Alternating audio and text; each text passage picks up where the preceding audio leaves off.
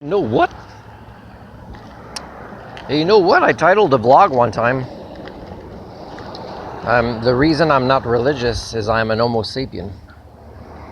And it's pretty much the same reason for why I don't do drugs. I'm an Homo sapien.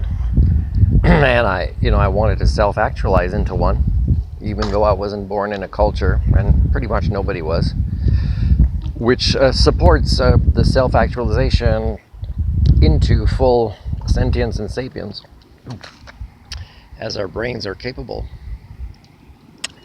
So I'm listening to comedians and on the Comedy Central channel on XM radio, and there's a lot of jokes about doing drugs, and people are just having a good time with that. And it's another sign of the devolution of the human condition. And it's recent. It's just the last few decades that these can be like an entire routine of a comedian. That to not undergo the maturation process of a human.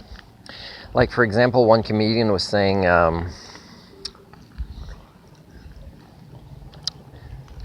like, it used to be that, you'd arrest somebody smoking a joint, and now somebody like is on their balcony and they're just not bothering anybody, and they're it's totally fine what they're doing and enjoying this recreational drug that's legal.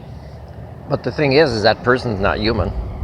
That person didn't succeed as, a friend, a husband, a dad, a productive member of society, a role model for sentience or sapience. The person didn't become human. And it's sad. Like, I'm taking a break here, enjoying the view. I wonder if drug addicts think about this, enjoying the inherent value of appreciating nature, But I'm taking a break from driving, where I saw two young bears at two different spots killed by vehicles. Now, are they killed by somebody like me that actually has a variety of human thinking tools? Or they were killed by people who, are doing recreational drugs?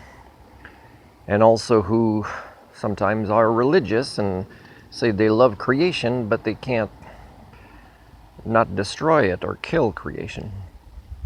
So it's kind of a sad thing. Like, I wrote a short little essay, and I say it, about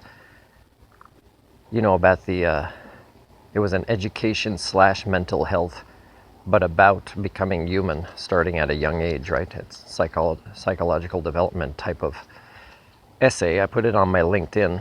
Didn't try to get it published, because the last newspaper that published some of my things on the environment or driving, I think there was a new publisher, and it was a little too much for them. A little too much for them for a local paper. Black press is not about learning nothing valuable except for selling ads and how to make money out of selling ads.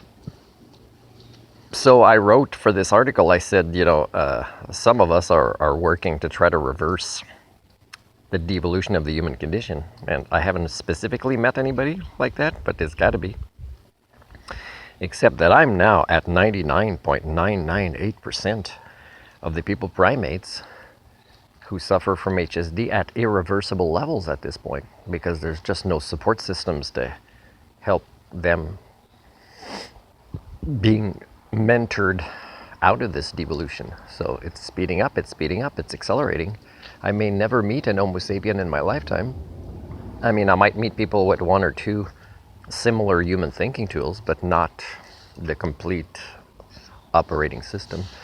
Because it's been free, and a lot of people have had access to see this article, but nobody's wanted to see part 2. And I said, this is something I can write every week or two, and for free, and nobody's ever cared. So it's pretty sad. So the state of the human condition is that it continues to devolve. I would like to meet more people that are excited. There's people here, I just stopped a couple of times, and they're pretty excited about a stranger stopping, and just, my sense of humor, my assertiveness, the things I talk about with strangers.